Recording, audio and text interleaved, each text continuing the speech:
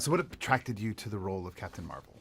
Mm, Initially, it was just like the origin story of who she is. The fact that she's part Kree, part human, and the way that that metaphor kind of plays into what I think is a very human experience. The Kree part being the logical part of her, the part that's using her brain, and then the human part of her, which is, I don't know, I guess more illogical, the intuition part of her, her heart.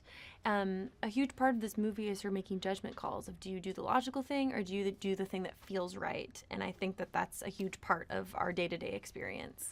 And what do you think? Do you think now is the time that the world is ready for Captain Marvel to make her appearance as a female superhero headlining a film? I mean, sure. I feel like any time's a good time for a female superhero. So if it's going to happen now, sure, we'll do it. Perfect. And how did you feel putting the suit on for the very first time?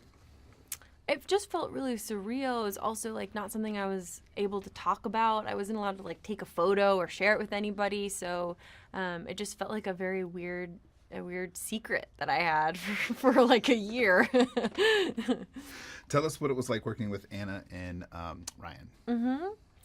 So Anna and Ryan kind of come from the same school as me. We both come from more of like the indie film world. So we were both kind of jumping into this new big universe together. And one of the things that I was excited about was the fact that they really cared about the scene work, the in-between stuff, the stuff in between all the fight sequences, and really tailored it to make sure that there was real emotion and heart put into this, which I think really comes through in the film. And what do you expect the audience to take away from when they see this film? I have no expectation. I'm more than anything, I'm just excited to hear what people say about it. Yeah, Carol's taught me a lot. I'm curious to see what she teaches other people.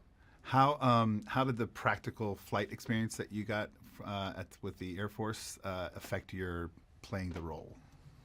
Our time at Nellis Air Force Base was really invaluable for a lot of reasons.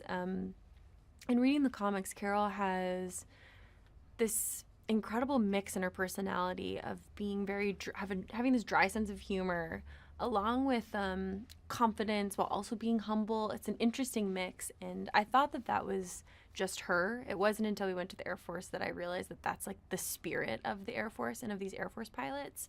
And it's just moving too to get to meet like the real Carol Danvers, you know, the women that are actually like breaking barriers in the Air Force, that are becoming the first woman to do, you know, many things that are happening right now. I also got to go up in an F-16, pull 6.5 Gs, and all of those things ended up being really helpful when you're on set in kind of a cockpit flight simulator, because you know what it feels like. You know how it feels when those Gs hit. You know where you're supposed to look before you do a barrel roll. So all of those things ended up coming into play once we were on set. Okay, the hardest question I have for you is a one-word answer. In one word, tell us about your experience so far in the Marvel universe. In one word. Surreal.